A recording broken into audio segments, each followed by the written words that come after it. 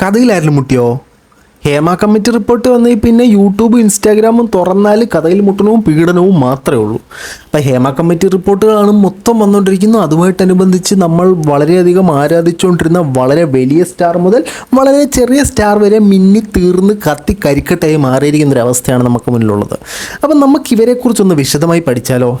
കൂടുതലായി ഘടിപ്പിക്കുന്നില്ല, നേരെ വീഡിയോയിലേക്ക് പോവാം.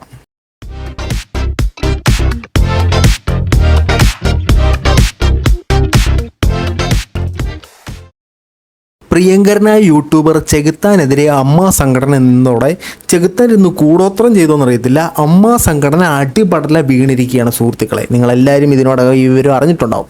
നമ്മൾ അമ്മ സംഘടന വീണതിലേക്ക് കടക്കുന്നതിന് മുമ്പ് ഇപ്പോഴത്തെ അമ്മ സംഘടനയുടെ ഒരു അവസ്ഥ എന്താണെന്ന് നിങ്ങൾക്കറിയുമോ? ഇതാണ് അവസ്ഥ. എല്ലാവരും നിൽക്കുകയാണ്. ഈ അവസ്ഥയിൽ വരുന്നതിന് മുമ്പേ, കുറച്ച് നാളുകൾക്ക് മുമ്പേ ഒരു സ്റ്റേജ് ഷോയിൽ നടന്നൊരു സാധനം ഞാൻ നിങ്ങൾക്ക് കാണിച്ചു തരാം. ജസ്റ്റ് ഒരു ടൈം പാസിനൊന്ന് കണ്ടിട്ട് വരൂ. എനിക്ക് മോഹൻലാലിനും ഞങ്ങളെ ഒരു സദസ്സിന് ഒരു സംഘത്തിന് അത് മൈനസ് പോയിന്റ് ആയിട്ട് തോന്നുന്നു. കൂടെ അഭിനയിക്കുന്ന സ്ത്രീകളോട് വലിയ മിംഗ്ലിംഗ് ഒന്നുമില്ല.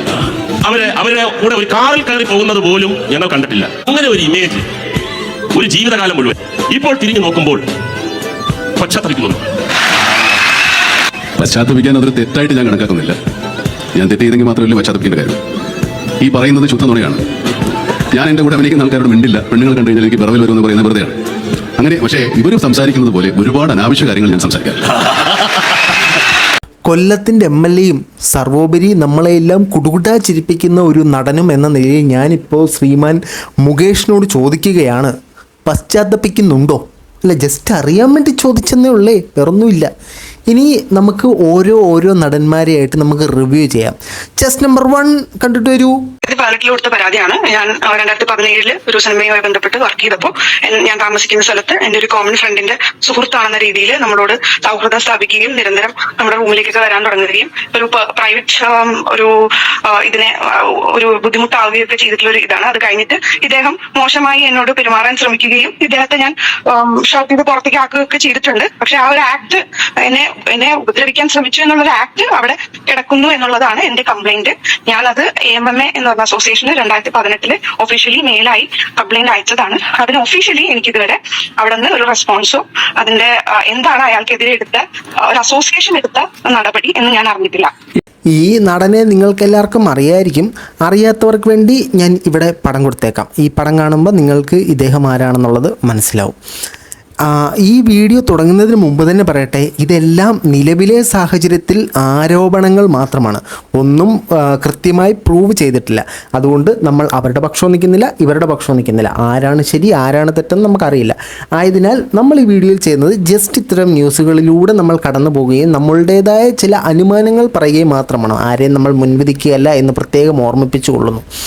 അപ്പോൾ ഈ നടനുമായിട്ട് ഇത്തരത്തിലൊരു പ്രശ്നം ഉണ്ടാകുകയും ഇത് 2018 നടന്നൊരു സംഭവമാണെന്ന് പറയുന്നുണ്ടായിരുന്നു. ഓക്കെ, നമുക്കിനി അടുത്തൊരു നടനെ കൂടെ കണ്ടിട്ട് വരാം. ചെസ് നമ്പർ 2 ബാബുരാജ്.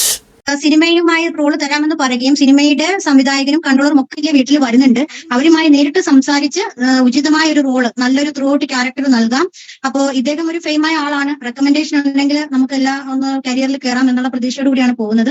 അത് മാത്രമല്ല അദ്ദേഹത്തോടുള്ള വിശ്വാസം കൊണ്ടുമാണ് അദ്ദേഹത്തിന്റെ വീട്ടിൽ തന്നെ പോകാനും തീരുമാനിച്ചത്. അവിടെ എത്തിയപ്പോൾ ആരും വന്നിട്ടുണ്ടായിരുന്നില്ല. അപ്പോൾ അവർ തിരക്കാണ്, അല്ലെങ്കിൽ കുറച്ച് കഴിഞ്ഞ് വരും, അതുകൊണ്ട് ഇവിടെ റെസ്റ്റ് ചെയ്തോളൂ എന്ന് പറഞ്ഞൊരു റൂം തരികയും ഫുഡ് കഴിക്കാൻ എന്ന രീതിക്ക് എന്നെ വന്ന് വിളിക്കുകയും ഞാൻ ഡോർ തുറന്നു കൊടുക്കുകയും ചെയ്തു. തുറന്നു കൊടുത്തപ്പോൾ അദ്ദേഹം റൂമിനുള്ളിൽ കയറിയതും റൂം ലോക്ക് ചെയ്തതും ഓരോ മോശമായ വർത്തമാനങ്ങൾ സംസാരിച്ചു. അങ്ങനെ എന്നെ കട്ടിലേക്ക് കൊണ്ടുപോവുകയും പീഡിപ്പിക്കുകയുമാണ് ചെയ്തത്.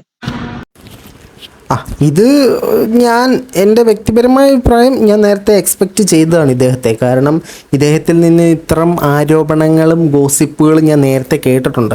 സത്യമാകണമെന്ന് നമുക്കൊരു നിർബന്ധമില്ല. ഇത്തരത്തിൽ ഇദ്ദേഹത്തിൻ്റെ പേരും വന്നേക്കാം എന്ന് ഞാൻ ചിന്തിച്ചിരുന്നു. പണ്ട് അമ്മയുടെ ഒരു മീറ്റിങ്ങിന് പോയപ്പോൾ, അതാണ് നമ്മൾ ആദ്യം സുരാജിൻ്റെ വാക്കുകൾ കാണിച്ചത്.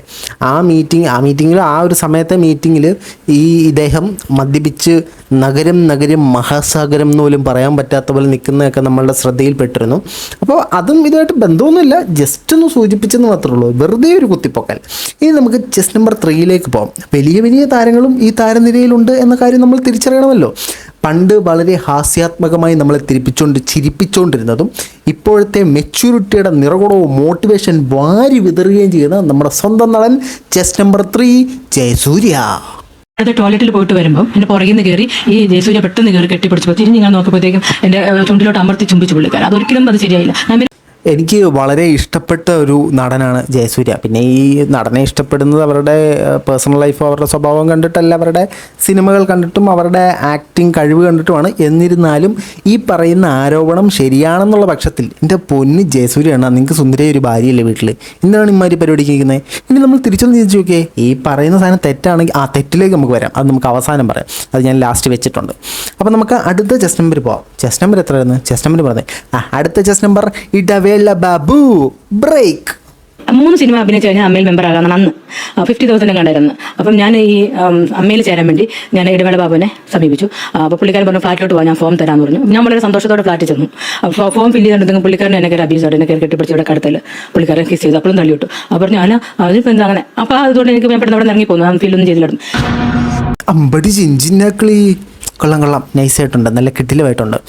ഇതിനകത്ത് എനിക്ക് തോന്നിയൊരു പോരായ്മ എന്ന് പറഞ്ഞാൽ, ഇങ്ങനൊരു ആരോപണം, ഇപ്പോൾ ഫോർ എക്സാമ്പിൾ എനിക്കെതിരെ ഒരു ആരോപണം വന്നു, അത് സത്യമാകാം കള്ളമാകാം, ഞാൻ എന്ത് പറയും? അത് തെറ്റാണ്, അങ്ങനെ ഒരു സംഭവം നടന്നിട്ടില്ല എന്ന് ഞാൻ പറയും. അത് തെറ്റാണെങ്കിലും ശരിയാണെങ്കിലും ഞാൻ പറയും. എന്നാൽ ഇതേ സാഹചര്യത്തിൽ ഈ സിനിമാ താരങ്ങൾ ആരോപണമായിട്ട് വന്നിട്ട് ഇവരാരും പ്രതികരിക്കുന്നില്ലല്ലോ എന്നോർക്കുമ്പോഴാണ് എനിക്കതിനകത്ത് എന്താണ് ഇതിൻ്റെ ഇങ്ങനത്തെ ഒരു സംഭവം പിടികിട്ടാത്തത്. ഇതേ ഇടവേള ബാബുവിനോട് ന്യൂസുകാർ പോയി ചോദിച്ചു, എന്താണ് സാർ ഇതിനെക്കുറിച്ച് പറയാനുള്ളത് എന്ന്. അദ്ദേഹം പറഞ്ഞത് ഫോണിൽ സംസാരിച്ചുകൊണ്ട് പറഞ്ഞു, അത് എനിക്ക് ഷൂട്ടിംഗ് ഉണ്ട്, എനിക്ക് തിരക്കാണ്, ഞാൻ ഷൂട്ടിംഗ് കഴിഞ്ഞിട്ട് സംസാരിക്കാം, എനിക്ക് തിരക്കാണ്, ഷൂട്ടിംഗ് ഉണ്ടെന്ന് പറഞ്ഞു പോയി. ഈ പുള്ളിക്കാരന് ഈയിടെയായിട്ട് ഞാൻ ഒരു പടത്തിൽ പോലും കണ്ടില്ല. ഏത് പടത്തിൻ്റെ ഷൂട്ടിങ്ങാണ്? ഇയാൾക്ക് എവിടെയാണ് തിരക്ക്? എനിക്കറിയാൻ പാടില്ല. പണ്ട് തൊട്ടേ ഈ പുള്ളിക്കാരൻ എന്തിനേലും പറയുമ്പോഴത്തേനും തിരക്കാണ്, പടമാണ്. പക്ഷെ ഞാൻ ഒരു പടത്തിലും കണ്ടിട്ടില്ല. എനിക്കൊന്ന് ഈ പെട്ടിയിലാകുന്ന പടങ്ങൾ എന്ന് പറഞ്ഞ് പറയില്ല, അതിനകത്ത് തോന്നുന്നു ഈ പുള്ളി അഭിനയിക്കുന്നതെന്ന് എനിക്ക് തോന്നുന്നത്. ഇനി നമുക്ക് അടുത്ത ചെസ് നമ്പറിലേക്ക് പോകാം. മഹാജനങ്ങളെ, നിങ്ങൾ കണ്ടിട്ട് വരൂ അടുത്ത ആളുകളെ. 3 ഞാനൊരു സിനിമയിൽ അഭിനയിക്കാൻ പോവുകയാണ്. അന്ന് സൂപ്പർ സ്റ്റാർ ആയിട്ടുള്ള ആളാണ് അതിലെ നായകനായിട്ടുള്ളത്. അപ്പോൾ അദ്ദേഹം ഞങ്ങൾ ഈ ഡ്രസ് ചേഞ്ച് ചെയ്തിട്ട് വാഷ്റൂമും ഡ്രസ് ചേഞ്ച് ചെയ്യാനൊക്കെ ആയിട്ടൊരു പ്ലേസ് ഉണ്ടായിരുന്നു. അപ്പോൾ അതിലെ നടന്ന് പോയിട്ട് ഞാൻ ടോയ്ലറ്റിൽ പോയിട്ട് തിരിച്ചു വരുന്ന സമയത്ത് അപ്രതീക്ഷിതമായിട്ട് വന്നിട്ട് ബാക്കിലൂടെ വന്നിട്ട് ഞാൻ കാണുന്നില്ല ആളിനെ, ഈ ഹോൾഡ് ചെയ്ത് പിടിക്കുമ്പോഴാണ് കാണുന്നത്. എന്നാലും ആരായിരിക്കും സൂപ്പർ സ്റ്റാർ? മമ്മൂക്ക അല്ല, മമ്മൂക്ക മെഗാസ്റ്റാർ, ദിലീപ് ജനപ്രിയ നടൻ, പിന്നെ സൂപ്പർ സ്റ്റാർ ആരെങ്കിലും ആട്ടെ, അത് ഞാൻ നിങ്ങൾക്ക് വിട്ടു തന്നു. ഒരു സൂപ്പർ സ്റ്റാർ ഇവരെ പോയി ഇങ്ങനെ പിന്നിൽ നിന്നും വാരി പുളകിതനാക്കി എന്നാണ് പറയപ്പെടുന്നത്. അതിൻ്റെ സത്യാവസ്ഥ നമുക്കറിയത്തില്ല. ആ സൂപ്പർ താരത്തിൻ്റെ പേരും പുറത്തു വന്നിട്ടില്ല. നമുക്ക് അടുത്തതിലേക്ക് പോയിട്ട് അവസാനം നമുക്കിതിനെ ക്രോഡീകരിച്ചൊരു സാധനം പറയാം കേട്ടോ. അടുത്ത നടനെയും കൂടെ നിങ്ങളൊന്ന് കണ്ടിട്ട് വേണം.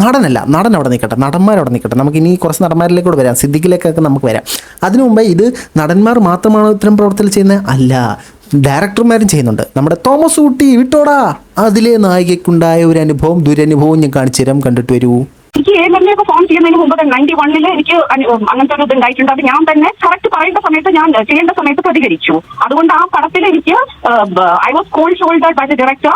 പിന്നെന്താണ്, ഡേറ്റ്സ് ഒക്കെ വേസ്റ്റ് ചെയ്ത് റൂമിലിരുത്തി, സീൻസ് കറക്റ്റായി, എല്ലാം ഉണ്ടായി. ബട്ട് ഐ ജസ്റ്റ് ടോൾഡ് അത്രേ ഉള്ളൂ. തുളസിദാസ്, ഇതേ തുളസിദാസ് തന്നെ ശ്രീദേവിക after 2006 he behaved the same way with her. misbehaved. പൂവൻ അഹങ്കാരം. ഇവിടെ ഇനി ഞാൻ കൊക്കരകോ അതിലാണ് നമ്മൾ പറഞ്ഞു നിർത്തിയത്.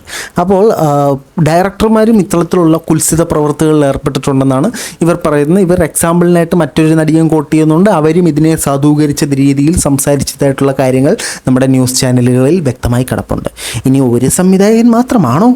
നമ്മുടെ ആടുജീവിതം പോലത്തെ ഒരു ഹിറ്റ് മൂവി സമ്മാനിച്ച ഡയറക്ടറെക്കുറിച്ച് ഇത്തരത്തിലൊരു അവഹേളനം വന്നിട്ടുണ്ട്. പക്ഷെ അത് ഇത്തരത്തിൽ ലൈംഗിക ആരോപണമല്ല. എന്നിരുന്നാലും നിങ്ങളെ ഞാൻ കാണിച്ചിട്ട് തരാം. ഈ ഡയറക്ടറെയും കൂടെ നിങ്ങൾ കണ്ടിട്ട് വരൂ. അടുത്ത പടത്തിൽ മമ്മൂട്ടിയാണ് നായകൻ. അതിനകത്ത് കഥ പറഞ്ഞു. അതിനകത്ത് രോഗിയായിട്ടുള്ള ക്യാൻസർ രോഗിയായിട്ട് കിടന്നു പോകുന്ന മുടി വരെ കൊഴിയുന്ന അങ്ങനത്തെ ഒരു കഥാപാത്രമാണ്. ഭർത്താവ് നോക്കുന്നത് പിന്നെ മമ്മൂക്കയാണ്. അപ്പം അന്ന് എനിക്ക് 70+ വെയിറ്റ് ഉണ്ട്. അപ്പോൾ പറഞ്ഞത് ഒരു 50-55 കിലോയിൽ താഴെ വരണം ശരീരഭാരം. അപ്പം ഞാൻ പറഞ്ഞു പെട്ടെന്ന് ഇത്ര 28 ദിവസം 30 ദിവസത്തിനകം അടുത്ത സിനിമ ഷൂട്ട് തുടങ്ങും. അപ്പം ശരീരഭാരം കുറയ്ക്കണമെന്ന് പറഞ്ഞു. വലിയ സർജറി ശരീരത്തിൽ 3 സർജറി ചെയ്തു, വണ്ണം കുറച്ചു. ഞാൻ ഇതിനു വേണ്ടി പറ്റിക്കപ്പെട്ട ഒരാളാണ്, ഇത് തെറ്റായിരുന്നു എന്ന് അറിഞ്ഞത് ഡയറക്ടർ ബ്ലസ്സിയ വേറൊരു സംവിധായകൻ എന്റെ മുമ്പിൽ വെച്ച് വിളിച്ചിട്ട് സംസാരിച്ചു, ഇങ്ങനെ ഒരു പടം ചെയ്യുന്നുണ്ടോ? അപ്പോൾ ഇല്ല, ആടുജീവിതമായിട്ട് ബന്ധപ്പെട്ടുള്ള ഇതിലാണ് മമ്മൂക്ക വെച്ച് പോലും പ്രോജക്റ്റ് ആലോചിക്കുന്നില്ല എന്ന് പറഞ്ഞു. അന്ന് തളർന്നു വീണതാ ഞാൻ. പിന്നെ ഞാൻ പിറ്റേന്ന് ഹോസ്പിറ്റലൊക്കെ ആയിരുന്നു. അത് ആരോടും എനിക്ക് പറയാൻ പറ്റിയിട്ടില്ല.